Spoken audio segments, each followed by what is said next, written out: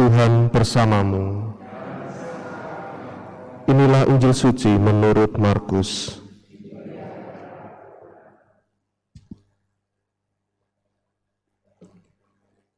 Sekali peristiwa, Yesus pergi ke pantai Danau Galilea dan semua orang datang kepadanya.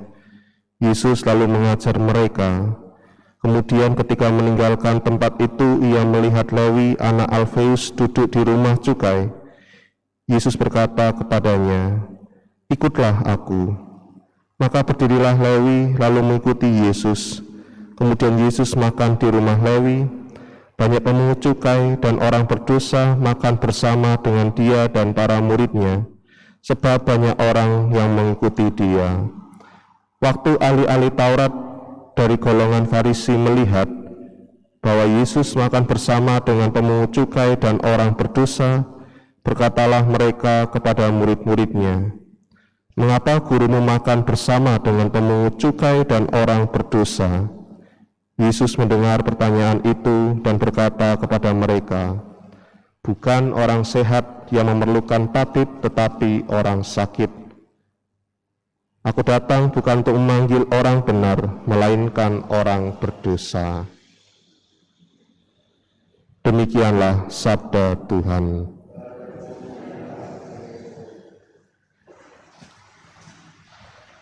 Saudari-saudara yang terkasih, setiap orang mempunyai pengalaman masa lalu yang kelam, dan ketika kita mengetahui masa kelam seseorang di masa lampau, satu pertanyaan kita adalah, masih pantaskah orang itu layak untuk dicintai atau dikasihi?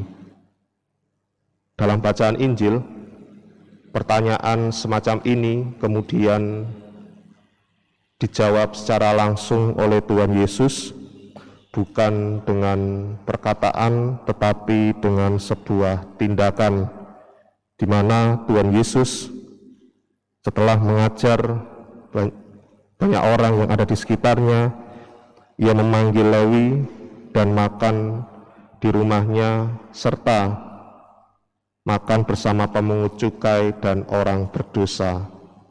Sebuah situasi di mana pemungut cukai dan banyak orang berdosa dimusuhi oleh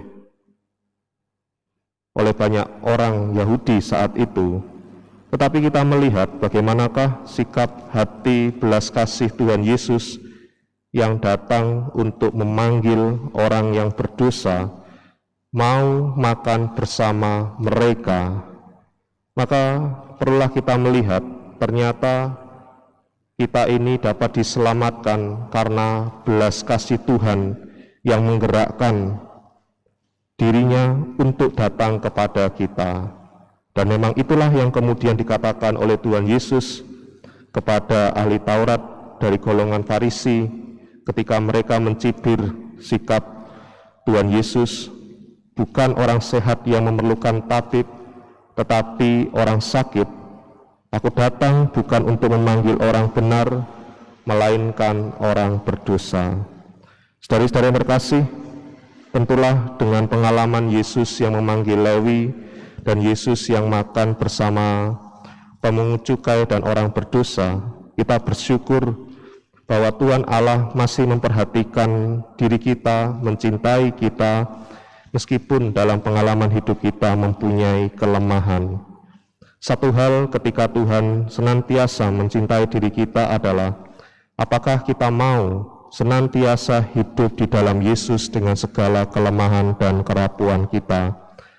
Dan bukan berarti ketika Tuhan Yesus mencintai diri kita, kemudian dengan seenaknya juga kita bisa juga berbuat dosa, karena toh kemudian seberapapun dosa yang kita lakukan, Tuhan juga akan masih tetap mencintai kita. Bukan itu konsep imannya, tetapi adalah dengan Tuhan mencintai diri kita adalah sebuah kesempatan diri kita untuk mengalami sebuah perubahan hidup batin dari sebuah sikap hidup dalam kegelapan dosa menuju hidup yang menuju terang abadi itu.